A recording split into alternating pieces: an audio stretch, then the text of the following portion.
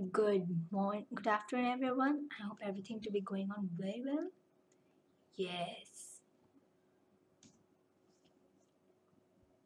So, yes. So actually, I had just stopped the previous session with a lot of curiosity, leaving behind a lot of curiosity. So let's see what's our next thing. So now we are moving on to the next topic, that is the history behind the discovery of the cell. Who discovered the cell? Who coined its term?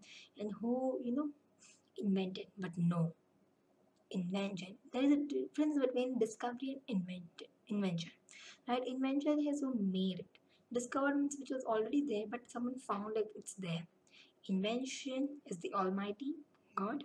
But we'll see now who is the discoverer of cell. Cells were discovered by a scientist named Robert Hooke when he viewed a thin slice of cork using a microscope. So using a microscope, I hope you all know what is a microscope.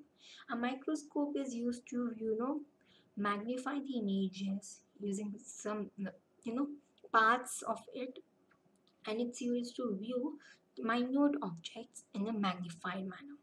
Okay. He saw that the cork was made of many small compartments joined together. He named these compartments as cells. He viewed a dead cork cell. Dead cork cell was viewed by a person or a great scientist named Robert Hooke, who saw a kind of small compartments in the cork cell. He termed in this manner, and he termed them as cells. He coined them. He coined the term cells. In the term cells. Yes. And Anton von Leeuwenhoek first saw and described a live cell. So living cell was first, discovered by Anton von Leeuwenhoek, but dead one, first to discover only like cell, not living, it's Robert Hooke. Okay. Rudolf Virchow first explained that cells divided and new cells are formed from pre-existing cells. Omnis cellula e cellula. So, Rolf Virchow. So, he was the one, you must know these scientists.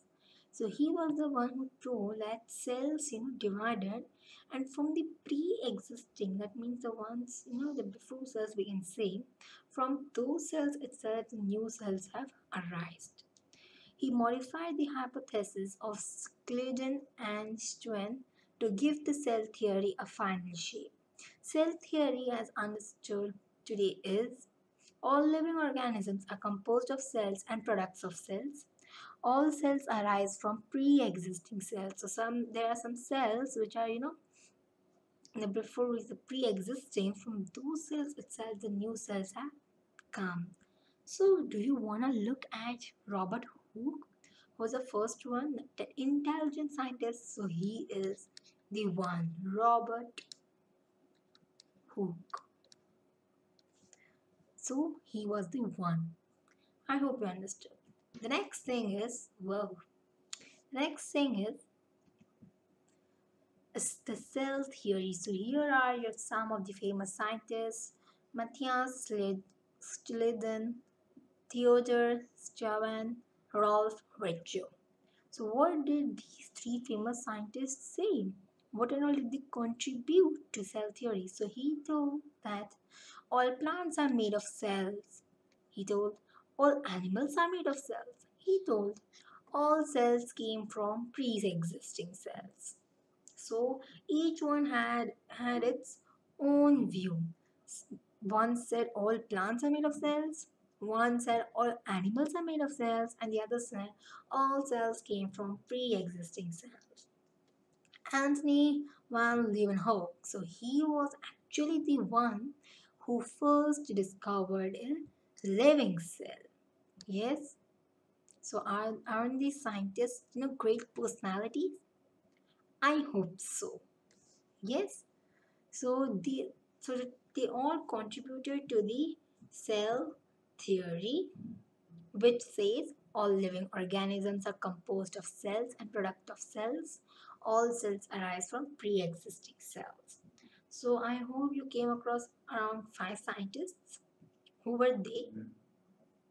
They were Anthony van Leeuwenhoek, Robert Hooke, Matthias Tilden, Theodor Sturgeon, and Rolf Virchow. So I hope it's clear. So our next topic which we'll be covering in our next session is about compound microscope. But I don't think we must delay it for the next. So let me go on with in this session itself with the compound microscope. As I was talking about what is a microscope, it's something you know to magnify the minute or the macro and micro. I hope that you all know that there is a difference. Macro is big and micro is small. So micro is microscope, compound microscope. We cannot even view a cell using a simple microscope. We need a compound microscope. So this is a basically the you know how the your compound microscope looks, a view of it. So it has a revolving nose piece, objective lens, stage, condenser, illuminator, base, fine focus, coarse focus, stage clip, rack stop, arm, and an eyepiece. So all of these are the parts. So how do we, view images using a microscope? Let me explain it. So it's like for that. So basically, the sun. It gives us heat and light. So when the sun rays, actually there's a mirror actually placed over here or here, I suppose. A mirror is placed, and in that area where the mirror is placed, the light falls. Mirror reflects light. Mirror reflects the light. Yes, so whenever the mirror, it reflects, so it falls over here. Here we'll basically place that thing which we want to see, right? The basic the object or the substance which we want to view it in a magnified manner. So the mirror is placed. So where the mirror it just reflects light in such a way that we can focus on it, and the mic and here accordingly we just adjust to where we want to see it, and due to that we are able to view such minute things, minute minute substances or organisms. So I hope till here you all have understood. Yes, we learned about the history of cell, yes, and the discovery of it. So for today it's done. And our next session, we'll be covering a little bit more detail about the cell. Okay? So I hope you all enjoyed this session and a lot of thanks.